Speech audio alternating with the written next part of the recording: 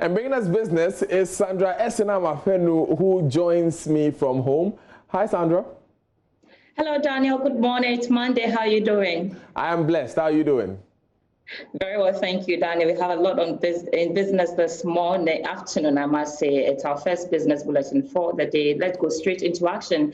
And the National Board for Small-Scale Industries has assured that it will soon begin disbursement of government stimulus package despite initial challenges. According to the board, the delay was due to some technical challenges encountered with the registration process. The board is giving the assurance that extending the deadline for the application by 6 days.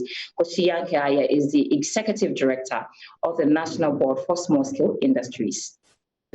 I mentioned that we were ready, and I think that over the past few weeks, we have been saying that we're working towards it. And yes, we have been working towards it. As I mentioned, as we were about to download, to move on to it, we realized some of these fraudulent activities that had to be rectified to avoid a backlash from that situation. And so that is what caused the delay and the backlog. With regards to disbursements, yes, as soon as possible. And all this process, as I mentioned, in terms of rectifying, in terms of ensuring that we have the right details of people. Because the situation we don't want is the backlash of, yes, we've received the information, we haven't verified Momo numbers, we release the Momo, and you call and say it was sent to the wrong person.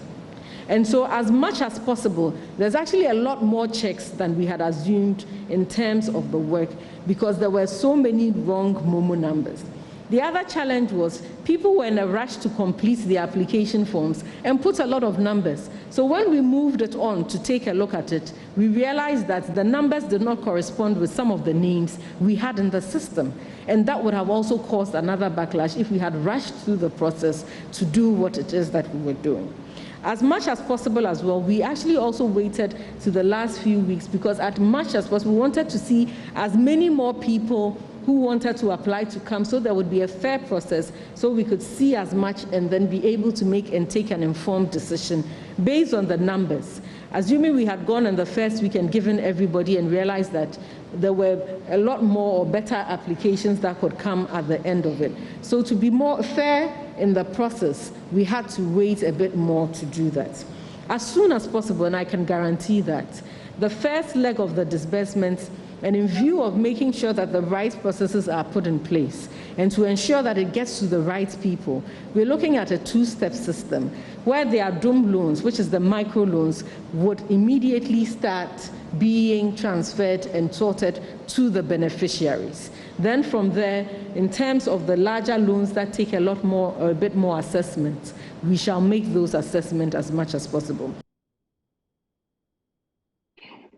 Now, effective today, June 22, you will be required to pay the necessary charges and fees on mobile money interoperability as well as other digital banking charges. This is because government's waiver on these transactions expired on June 20. George Yafe has more in the following report. That from this morning, if you are moving funds from your mobile money to another network, all the necessary charges will be applied. Also, businesses and individuals that use the GIFTS Instant Pay and the ACH Direct Credit would also be paying the required charges.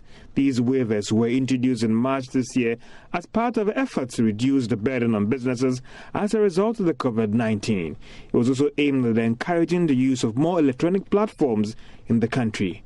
For now, we are not sure about how this could negatively impact on individuals and businesses in terms of the cost of using these platforms and whether it could also affect it going forward. For instance, when the Ghana Interbank Payment and Settlement Systems earlier moved to end this service, this didn't go down well with users of mobile money interoperability. I think introducing charges will be a deterrent because around this time, people are not even making more income. That the government took it off, I think it's helping. That is helping. So I think reintroducing it won't help. Because sometimes the money you're having is not even enough for you to get uncertainty. So I think they should hold on for a little while. Then we see how the economy goes. When we are stable with it, then you can bring back that. But another question that will be lingering on the minds of consumers is that, will this also bring an end to other services the commercial bank had to waive in line with this move by the Ghana Interbank Payment and Settlement Systems. It would also be interesting to gauge the use of this platform when we resume the charges and how the consumers would also respond. Others have also argued that since we're still not out of this COVID-19 issues, it might not be fair to actually resume the charges on all these platforms and banking services.